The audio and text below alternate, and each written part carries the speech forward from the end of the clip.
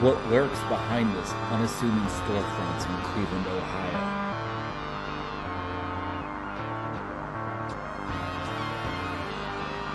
It's the Buckland Museum of Witchcraft and Magic.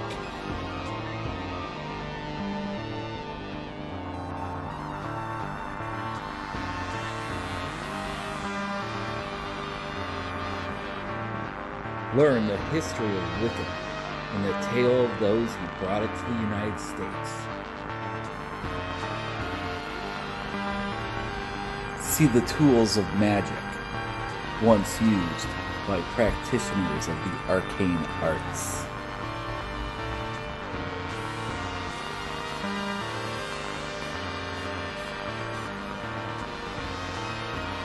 It's the Buckland Museum of Witchcraft and Magic.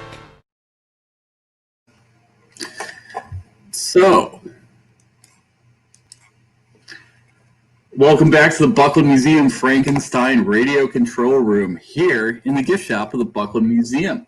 So we've reopened, everything's going okay, but I gotta say to everybody out there, please purchase your tickets online before you just show up. Like this past Saturday, of course, we had guests from many states away, disappointed that we had to turn them away. I personally want to share this museum with everyone, so it's always a bummer when I can't. We've opened up tickets for October, so make sure you reserve your spot now. It's at bucklandmuseum.org. You can find the purchase ticket link pretty easily. We can only have 6 guests at a time. It's a scheduled tour every hour and a half. Masks required. Seriously, mask up or you can't come in. It's not hard. Today, we're going to be hanging out with Lon Milo Duquette, truly a statesman in the world of the occult.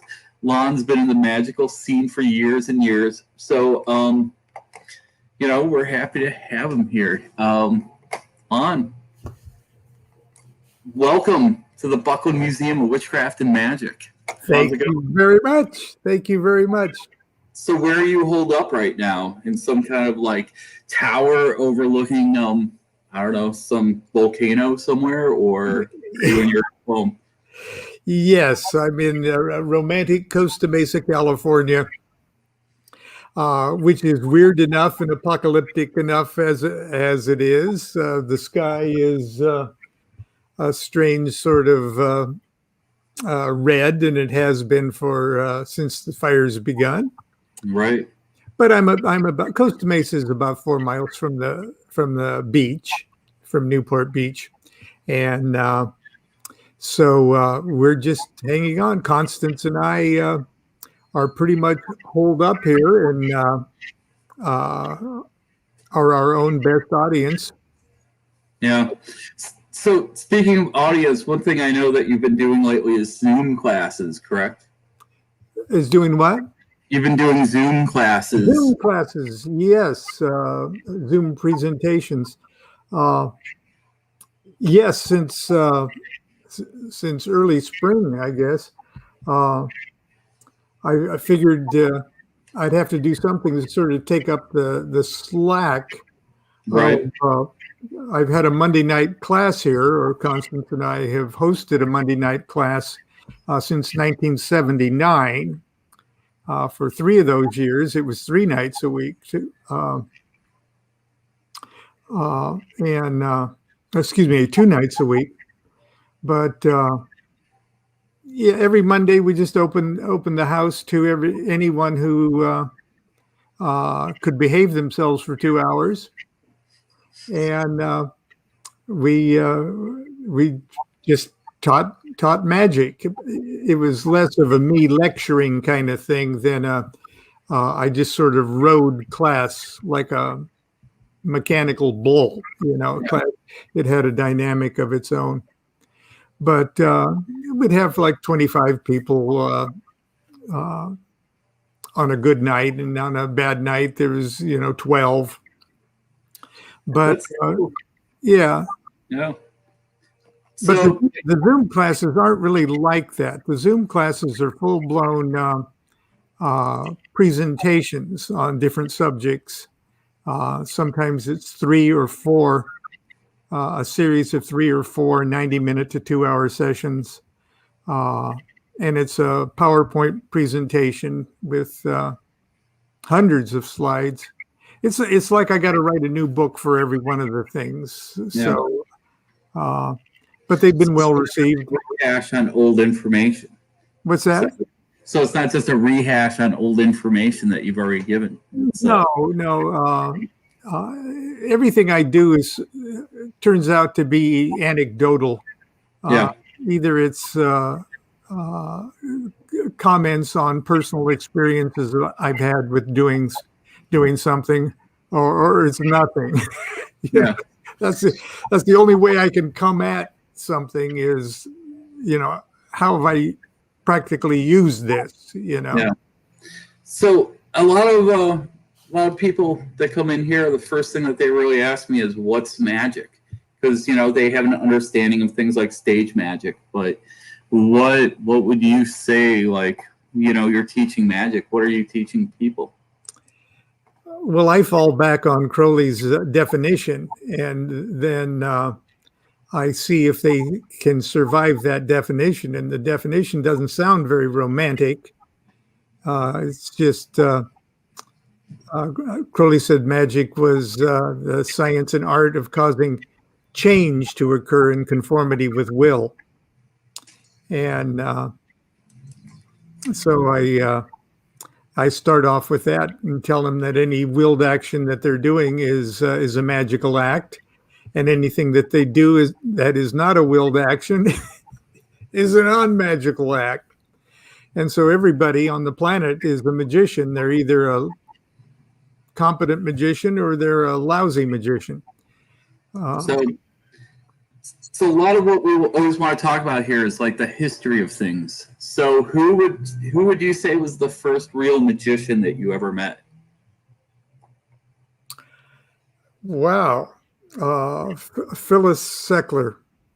Okay. I've heard you talk about her before, but could you let the world know who Phyllis Seckler is? Phyllis Seckler was the student of Jane Wolfe, who lived with Aleister Crowley in Sicily in the 1920s. And Phyllis Seckler was instrumental in getting the OTO, or Crowley's Magical Organization, resurrected in the early 70s. And together with her husband, Grady McMurtry.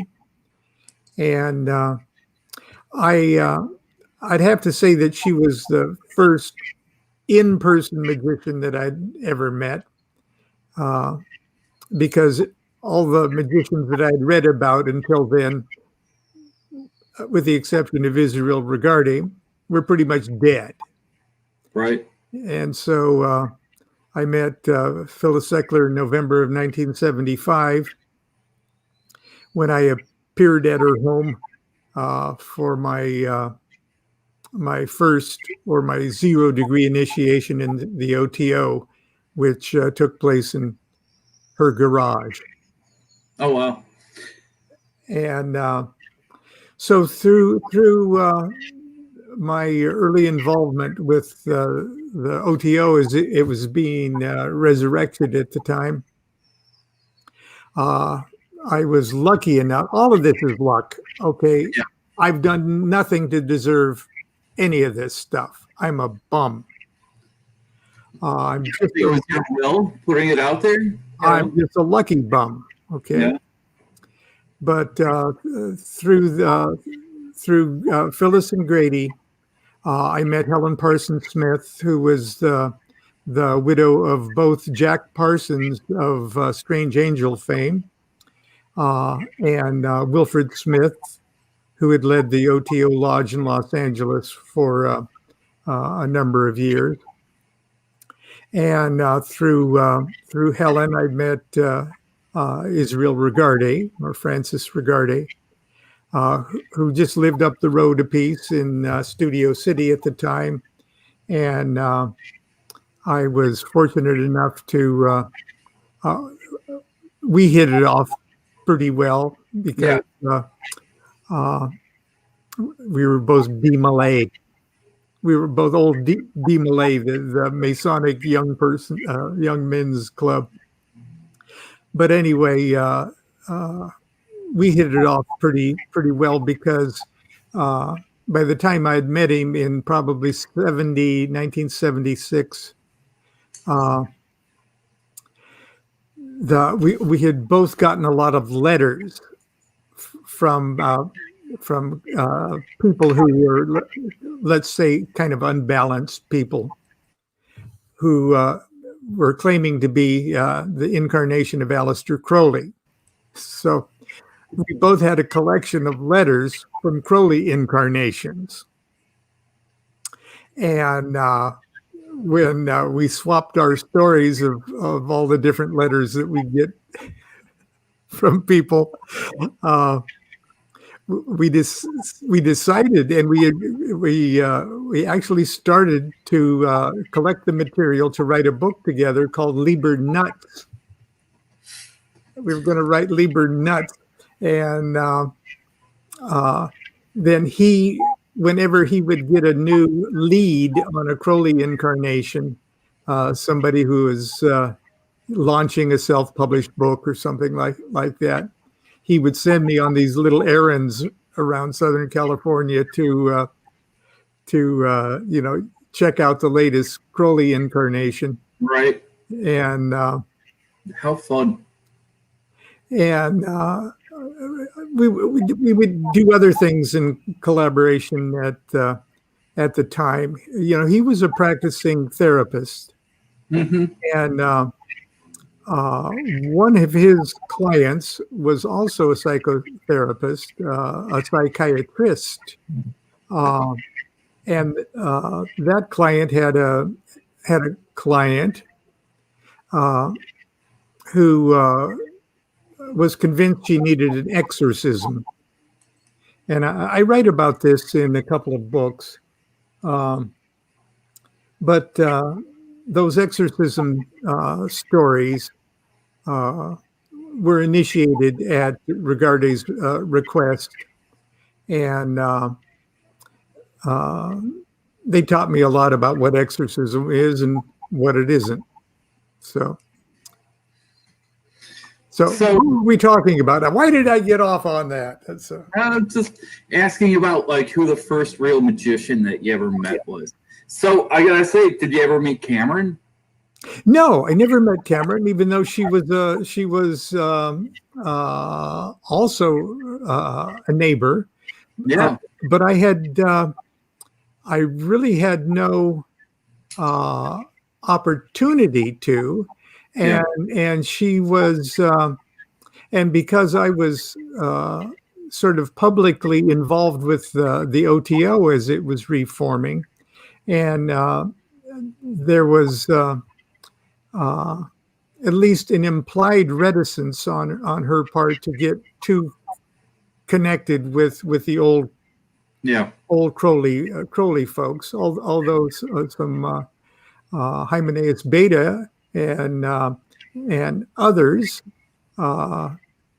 did get to meet her, and I sort of regret that I didn't have a chance to, because we were alive at the same time, and she's quite a personality and character. So, yeah, I mean, true, she must have been pretty intense. I've always been really fascinated by her work. So. So you were around in the reforming of, the OTO. So you're out there in California. I know that there was a large group of people out in New York City. So why do you think that this stuff is from, how do we say, took a while for it to hit the flyover country? Well, first of all, it's easy to figure out how it got a foothold in California, because even my neighbors around here in Costa Mesa, everybody has started their own religion.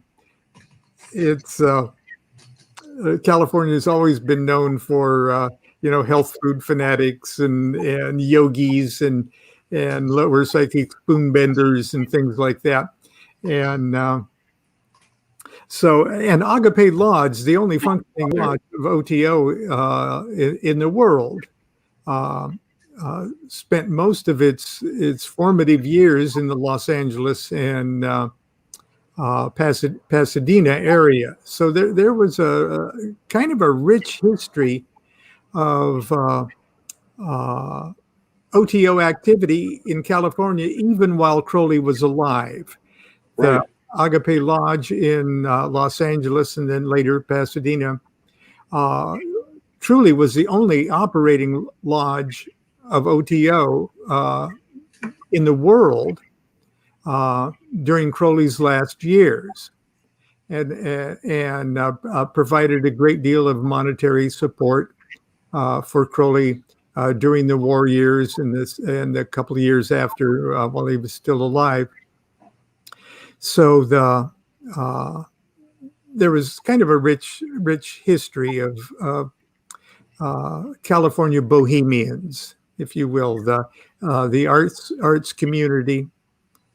You know, I can imagine it took a lot of courage to be attracted to and appreciative of Crowley's writing and material and his work.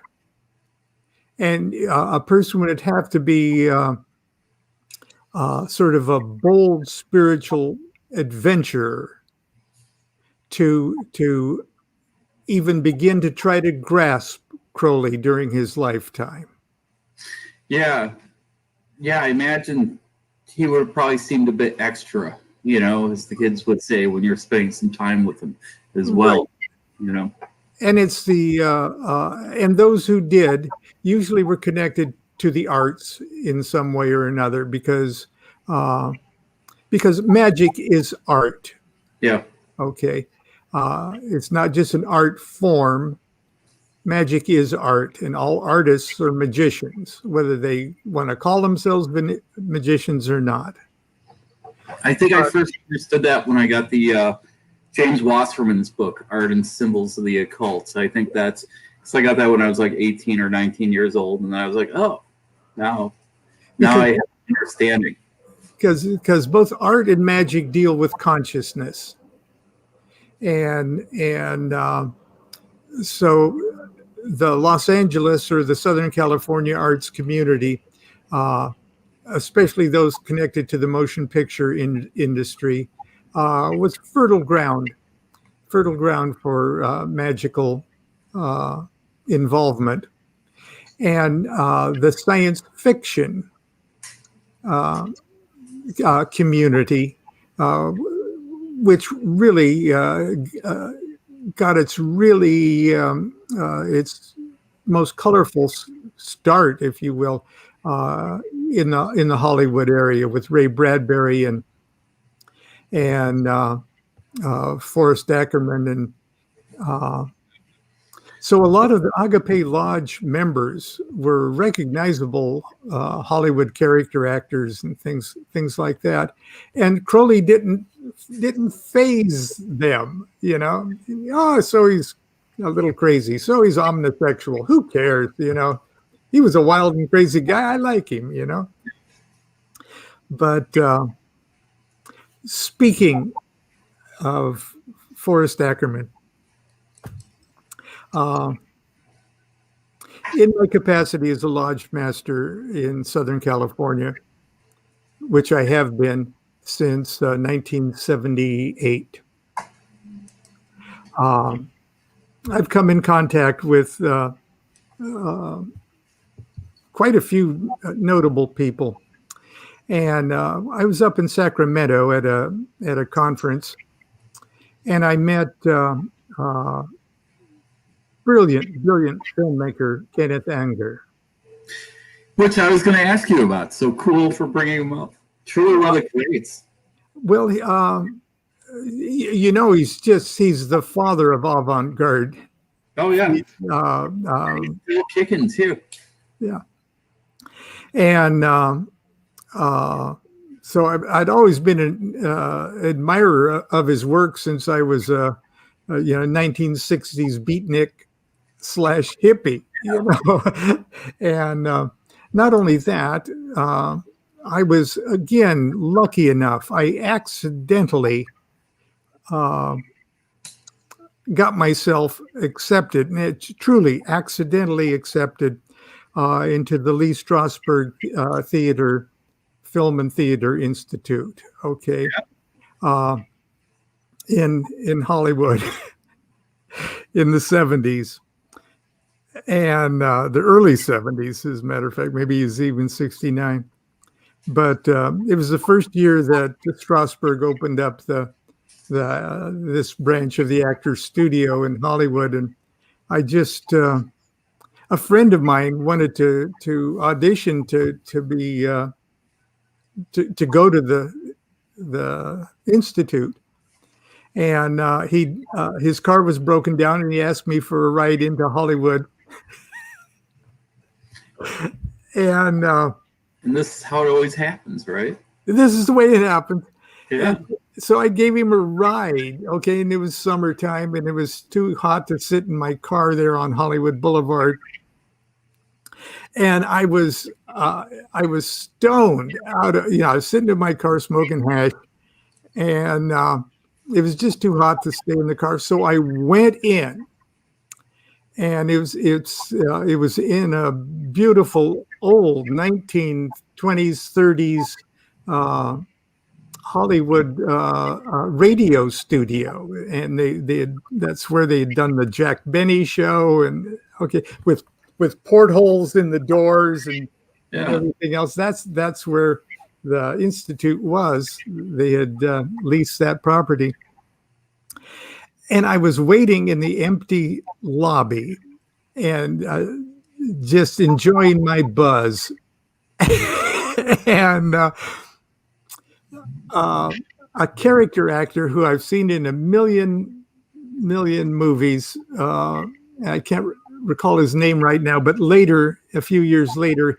he would be the actor that woke up with a horse's head in his bed in Godfather 1. Do you remember that scene? Yeah, of course. Okay. I mean, that's one of the, Well, this is even before the movie, but it was that guy. And of course, you'd recognize him from a million. Frank Sinatra.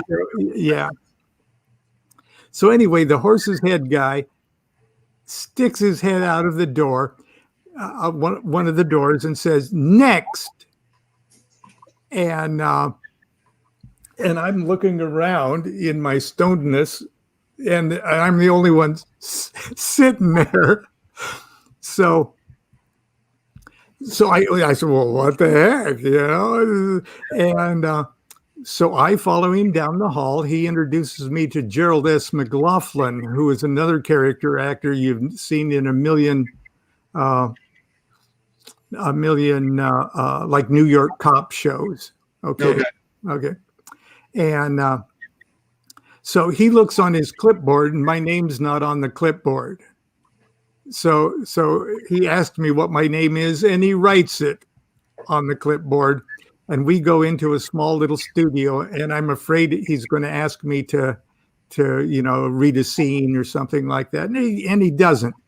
He just sits behind his little desk there with his clipboard, and he puts his clipboard down, and he shoves his chair back, and he says, "Well, why do you want to be an actor?" And I'm too stoned to lie. Okay. And so I say something like, "Well, I don't want to be an actor." That gotta be me, man.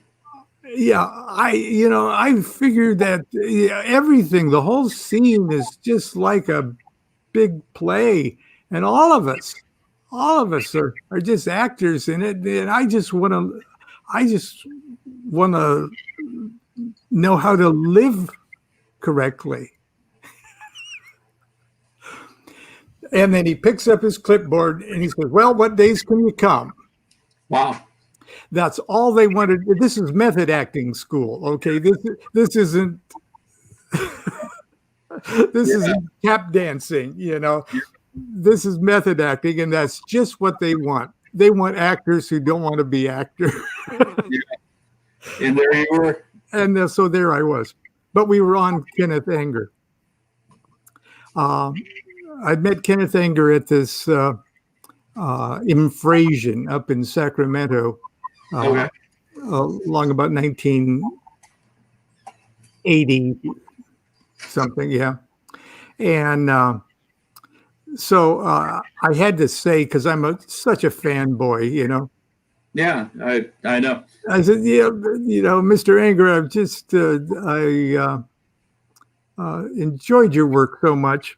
And we were sitting around the breakfast table at this place where we were all staying, this home of big house, and we were having breakfast with Grady McMurtry, Kenneth Anger, Robert Anton Wilson. Oh wow! And so I tell, and that's where I first met him too. And I said, you know, what a fan I was and everything else. And I said, well, if you're ever in Southern California, you know, I run a lodge of OTO there. Give me a call. Would be happy to host you, you know. Yeah. And so, and I thought, oh, you know, that'll ever happen. A couple of weeks later, I get a phone call. Kenneth Anger says he is in the area, and that does my offer still hold? And I said, it certainly did. And he says, well, I've got a copy of my new film, and the new film at that time was Lucifer Rising. And he says, if you think your lodge would enjoy it, I'll screen it at your house. And I said, oh, absolutely. Oh, yeah, I'm so excited. I was just so thrilled. And but anyway, while he was there at the house, he stayed about a week.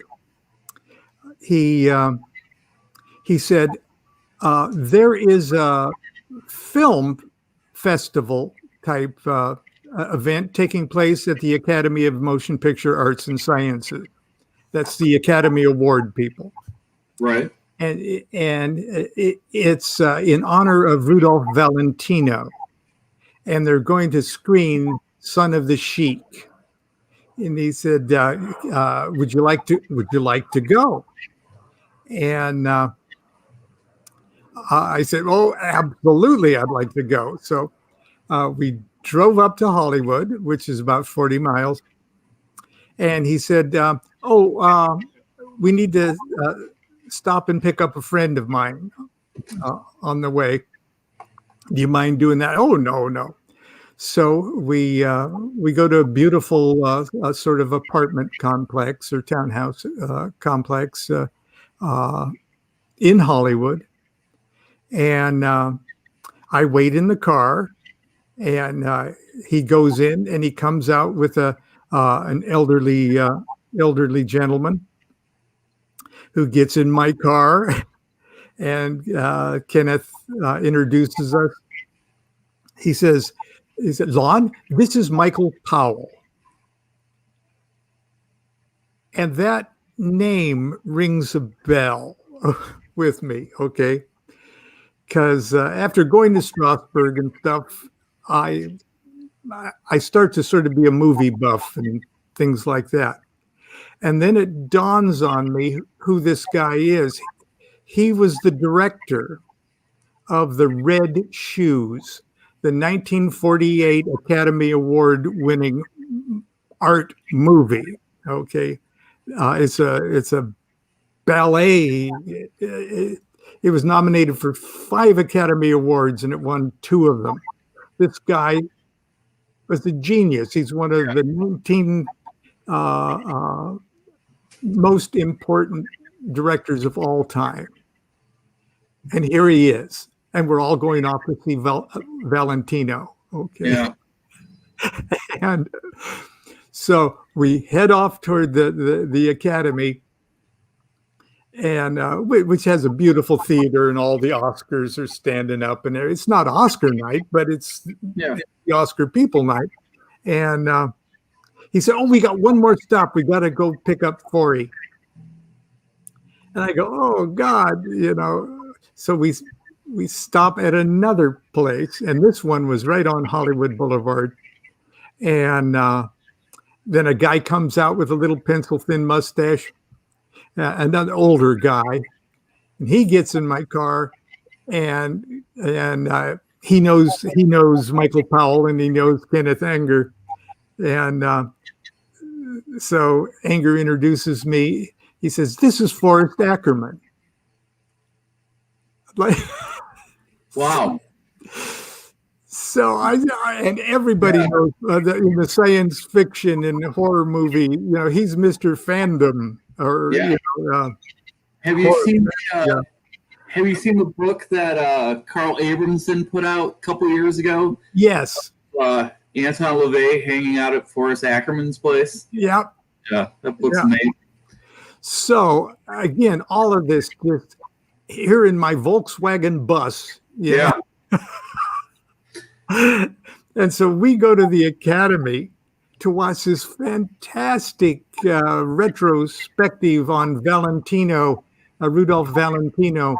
And it's just so Hollywood that it's so magic Hollywood that you just can't imagine.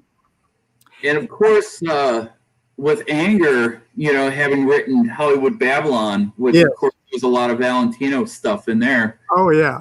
It made it even more delicious. So we find our seats in the theater, and Michael Powell needs to go to the restroom, so he gets up. This is before it starts, and people are filing in. And it's a pretty small theater actually, and so everyone in the place is old Hollywood. Even at that time of year, they're wearing furs and stoles and jewelry, and some of the men are in dinner wear or evening wear, and Michael excused himself to go to the restroom, and so that it looks like there's a seat that's open between me and Forrest Ackerman. and a woman who's come in late is looking for a place to sit down, and so she starts to come in to sit by us, and I said, "Oh, I'm sorry, the seat's taken," and she acted like I should have recognized her. Yeah, sure. And I didn't. I still don't know who she was, but she said, "Well, is it anybody?" I said, "No, that's taken." She said, "Well, is it taken by anybody?" No, somebody, right? And Kenneth Anger, in his most cynical little voice, said, "Only the director of the Red Shoes." Wow. And well, anyway, that was my goofy Hollywood story. But Grady McMurtry of the OTO got into magic and the occult because he and Jack Parsons were both members of this science fiction club, right? That met over Clifton's cafeteria or one of the cafeterias on Hollywood Boulevard. And that's the one that Heinlein was at too, right? The one Heinlein was at. That's the one Ray Bradbury was like. Yeah. And so Bradbury, Grady McMurtry, Heinlein, Jack Parsons were all dropping out of the same Hollywood Palms at the same time. And a friend of mine here in the Costa Mesa area was a friend of Ray Bradbury, and he mentioned to Bradbury that he had just been initiated by Grady McMurtry, And Bradbury said, Grady McMurtry. Oh my God, I used to hang out with him. And so he sent my friend a note to pass on to Grady, saying how he fondly remembered the night that Grady and himself, Ray Bradbury, and Ray Harryhausen went to see the 1939 premiere on Halloween night of Bob Hope, The Cat and the Canary. And that Forrest Ackerman, that Ray Harryhausen had made a terrible monster mask. And then right during the spooky part of the movie, Harryhausen put on the mask and shoved his face in front of the woman sitting in the in the aisle in front of it. It just freaked everybody out. So magic and the film industry and the art industry have always gone together, and they've gone together in a most colorful way in Southern California. So you had mentioned somebody earlier that I've always been very interested in, somebody named Robert Anton Wilson here. And I bought a book collection last year from a Satanist lawyer here. And, well, this was one of the bookmarks in one of the Crowley books. Wow. And I laughed so hard. And, I have a little stack of things that I find in books, and this is always a favorite one. Do you have any fond memories? You said that you had met him with Kenneth Anger. Of both those guys, but I met Larry through his publisher. At that time was Peace Press, and later Falcon Publications, or New Falcon Publications, which was also my publisher at the time. Was Larry's publisher. And it's funny that you... What's that? Christopher Hyatt? Christopher Hyatt. And Christopher Hyatt and I wrote 4 books together. They were the first piece of writing I actually did. But it's funny that you've got that bookmark there with both their names on it, because both of them, Timothy Leary and Robert Anton Wilson, were the recipients of my lodge's award. We decided our lodge would present an annual award to and we called it the Adam Weishaupt Illuminati Award. And the first one went to Timothy Leary. And we presented it to him, of course, in Hollywood at McCabe's Music, where he was speaking. And we have a plaque and everything else, and it's all laser etched, and it's got Nuit on it, and it's in recognition of incalculable service to humanity and others. Right. And so after Leary's death, when his effects were auctioned at Sotheby's, the Illuminati Award was one of the... Wow, that's cool. And so the next year's award went to Robert Anton Wilson, and that was presented to him at a Masonic lodge where he was speaking, and he got that award too. And then Bob and I would often appear sort of on the same bill at different events and things like that. Yeah. And for 4 years straight at Pantheacon, where you and I met up last February, in the last few years of Bob's life, he and I, they assigned the same room to him and I. So we were roommates for the last 4 Pantheacons, which was really easy because he just sort of used the room as like a green room. Yeah. Okay. but because at night he would drive back to. He didn't live that far away, but that enabled me to have a captive audience. Yeah. And I read him the entire Chicken Kabbalah when it was still in manuscript form, because I had him captive in our room. So, but he's one of my heroes too. Oh, yeah.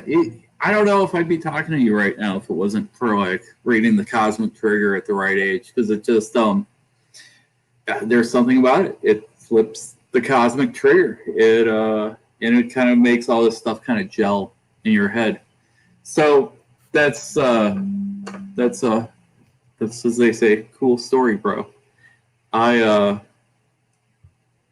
Yeah. So I always laugh when I look at this, because how do you really have an artifact in a museum, right? But in my gift shop in little space, I have this here. It's just a signature. But Robert Anton Wilson, such a huge influence. I don't think there's anybody out there involved in magic that can't cite him as a influence, whether they know it or not. Right.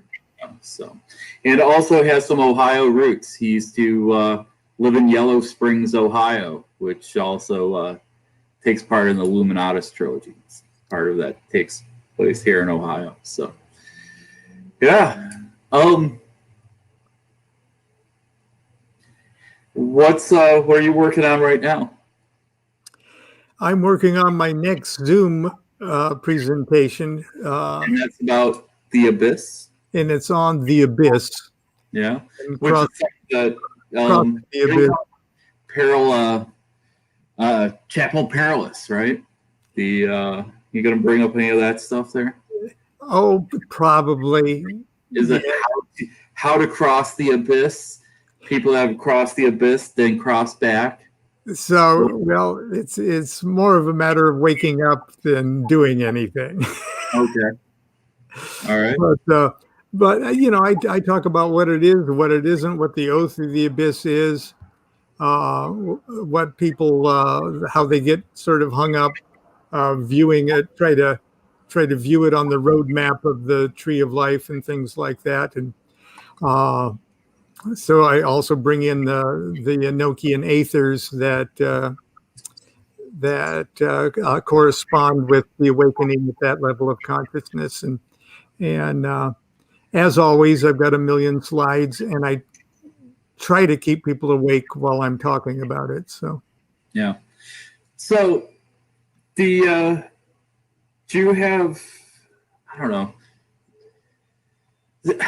So you've written all these books, right? So you write books on the tarot. You write books on Enochian magic. You write books on the Kabbalah. Is there anything, at least in the magic tradition, that you've never tried to conquer? Or, well, I've written 2 novels. Yeah. Yes. 2 novels, really. I've written Accidental Christ.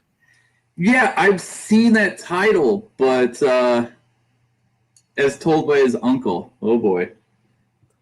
And as a matter of fact, I'm reading it live every morning on my Facebook page.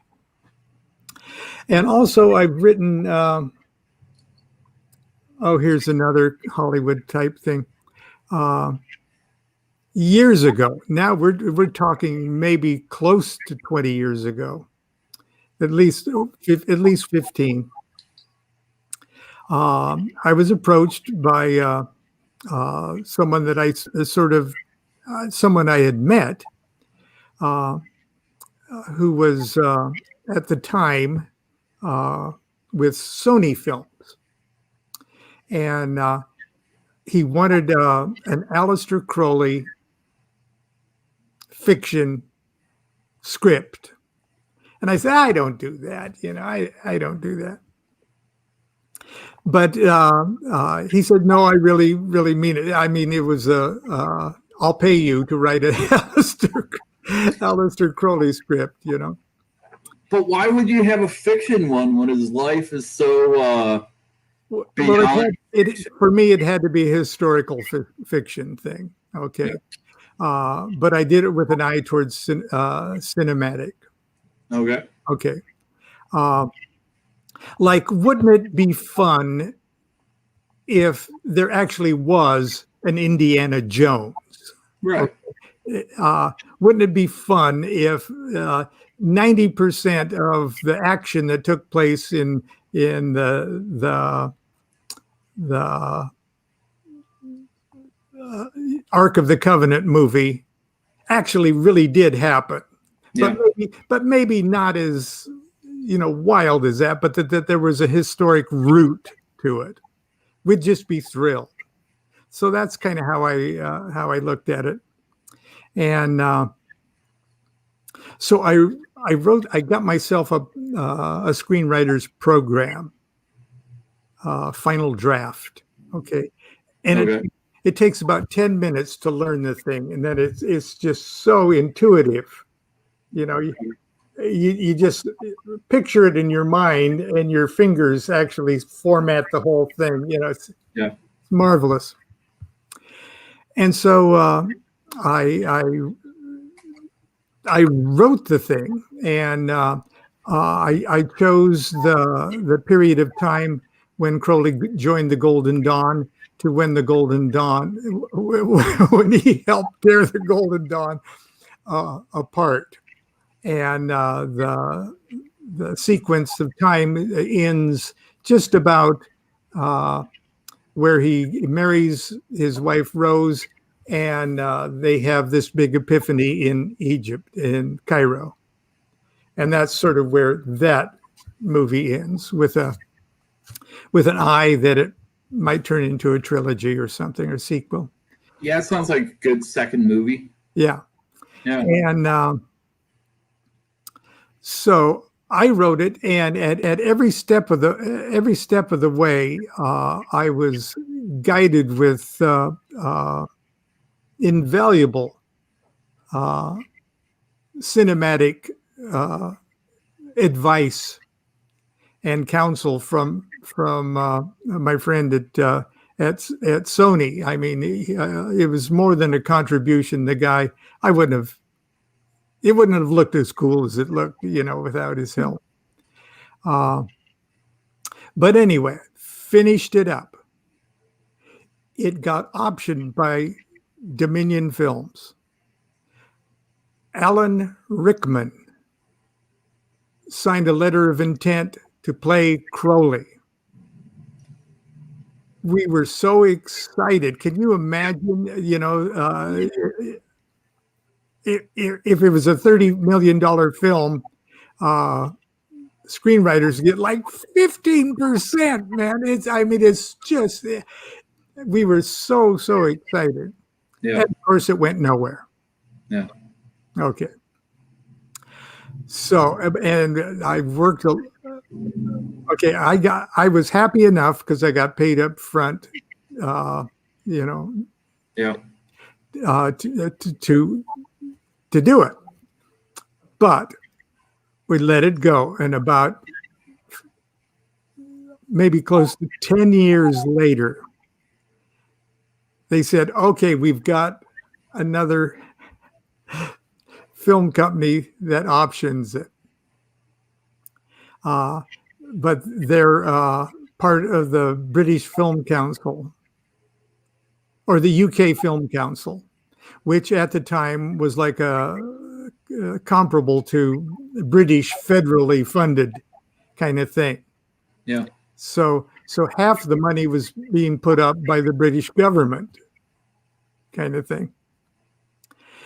But the rub was it had to be the principles of the project had to be British subjects.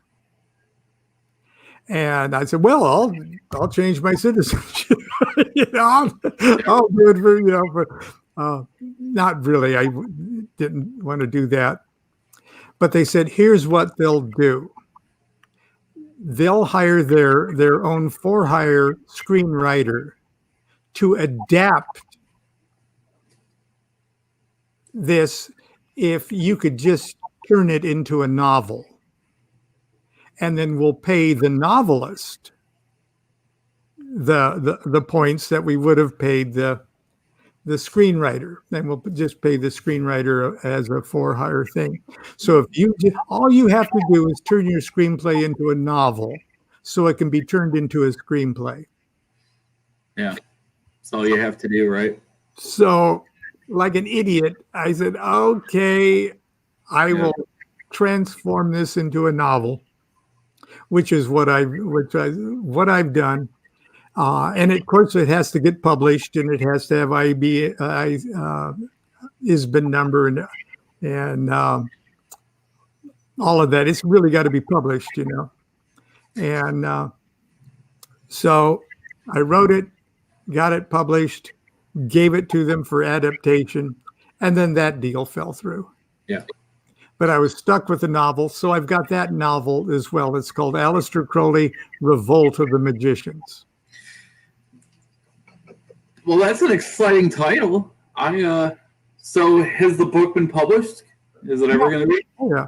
So you can get it on Amazon or So our founder, Raymond Buckland, he was a script writer too. In the archives, we have a bunch of scripts he had written. He was actually got a nice letter from what's the director of The Exorcist? Why am I William Friedkin? William Friedkin thanking him for his technical advice. Wow. Brad. So, but none of his films were ever made. So, you're in good company. Did you ever get a chance to meet Ray? No, not that I actually recall, but I met so many people in our circle of career people in our field at Book Expos America. Mm-hmm. And in the back of my mind, I'm thinking at least I was introduced and shook hands with Ray, and I think we were introduced perhaps by Judith Hawkins of New Leaf Distributing. Okay, but I didn't have a chance to gush. Yeah, well, he was a pretty special guy, and he's very rad that he lets Tony and I play with his toys here at the that's so nice at the museum. So you're going to have to come out and hang out with us sometime. I know that you were in Cleveland last year for the big Nauticon. If they ever have it here again, will you come hang out with us? I sure will. That'd be great. So, while you were talking about meeting Kenneth Anger, I almost met Kenneth Anger once. This was about 12 years ago. He was performing his musical performance at the Anthology Film Archive benefit concert. And his manager, a friend of mine named Brian, calls me up and he's like, "Oh, we need a theremin for Ken." And I was like, I think I could get you one. And, it was a situation where I had the opportunity to meet him, and I was like, I'm good. I'm just going to stay here really happy that he's playing the theremin that I hooked him up with. And but it was really cool. He set up like the kind of a super cut of all the best scenes of his movies, and he just jams on the theremin while Brian shreds on his guitar. Very strange, very psychedelic, very 60s. Yeah. And I don't know if he ever does it around you. I suggest you go check it out. I know he's like 92, 90. Well, he's probably 93 now, right? He's alive and kicking and more popular than ever. No, yeah. I mean, I didn't want to, like you said, gush to him too much. So I was like, I'm good. But well, he saw us do my wife and I do the Gnostic Mass. And are yours one of the ones that he always wanted to film? Yes, as a matter of fact, he did come out with a crew, and we did the Mass like 3 times in a row that he could get it at different angles and things like that. But like many of the projects that he wants to do, that any filmmaker wants to do, that one just hasn't finished. At the time, let's see, Dennis Hopper he said Dennis Hopper wanted to play the deacon. Okay, I could see that. Dennis Hopper actually Levinsky as the priestess, and well, anyway, it didn't happen. But we have this beautiful octagonal temple out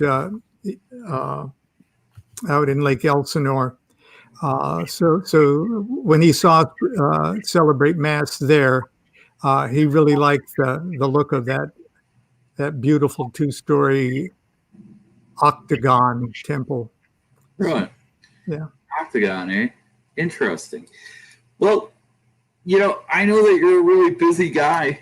Are you going to go to China anytime soon? Probably not, right? Probably not. For in 2 years, I went to China 8 times. Yeah. So. And the last 4 times were to Beijing, where I did a series of initiation ceremonies based on the Kabbalah. And when I returned home, I sort of transferred all of the material for those initiation ceremonies and the study program into the book Son of Chicken Kabbalah. So that's not my latest book. Son of Chicken Kabbalah is my second to latest book. My newest book is Allow Me to Introduce.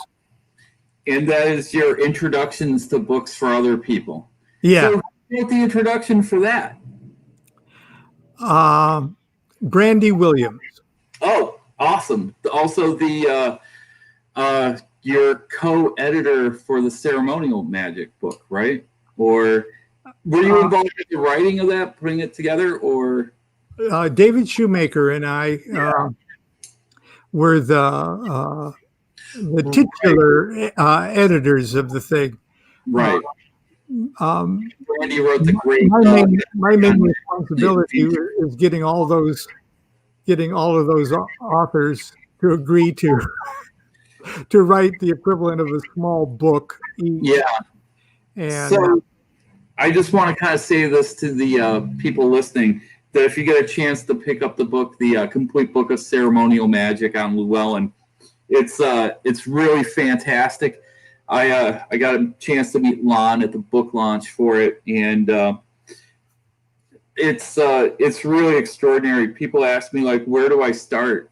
And a lot in the gift shop, and I'm like, this is a much better place to start than anything I had 25 years ago. So this is wonderful. So where can people sign up for your classes? Tony's here asking, where can we find out and sign up for your classes? I have all the information on my Facebook page, Lon Milo Duquette, on Facebook. And all the What's that? Pretty easy to find. Lon Milo Duquette. Yeah, very easy to find. Lon Milo Duquette on Facebook. And so I've got all the freshest links to all of that right there. Also, if they have trouble getting on Facebook or something like that, they can feel free to email me. My email is just lonmilo@gmail.com. So if they just put, presentation, Zoom presentation in the subject line, I'll know what they're talking about. So, how often do you do these? Is it like a weekly thing, monthly thing? It's kind of when you get them together. Yeah, I just did one earlier this month, and my next one is at the end of the month on the 30th. So when I do a series of them, they're like three weeks in a row, usually on a Wednesday night. Oh, very cool. So thank you so much for hanging out with us here at the virtual version of the Buckland Museum. It's been a thrill to talk to you. It's you live a lived a very exciting life. We didn't even talk about, like, we didn't get to, like, maybe 80% of the things I had for you. So maybe we could talk again sometime. I'd love it. Anytime you want. All right, Lon. So hold on just a moment. I'm going to say goodbye to the crew here, and I'm going to say goodbye to you off air if that's okay. All right. So thanks, everyone, for tuning in for a really fun, freewheeling conversation with Lon Milo Duquette. Go find him on Facebook or email him at lonmilo@gmail.com and find out about his classes. One thing I wanted to share with everyone is October 1st, we're going to have the next of our rotating exhibits happen. Buckland Museum of Witchcraft and Magic and Stephen Romano Gallery present Apparitions, Specters, Conjurers, and the Paranormal. And that's going to be really wonderful. It's going to have pieces by William Mortensen. It's going to have Shannon Taggart's portrait of Raymond Buckland in a seance is going to be there. Sir Arthur Conan Doyle. I mean, everybody is going to be in this show. And it's only going to take up one wall in the museum. So very excited for that. And other than that, I'm just going to look out to everyone out there watching this right now, and I'm just going to ask you to do me a solid. Everybody out there, just stay witchy, my friends. All right. I'll see you soon.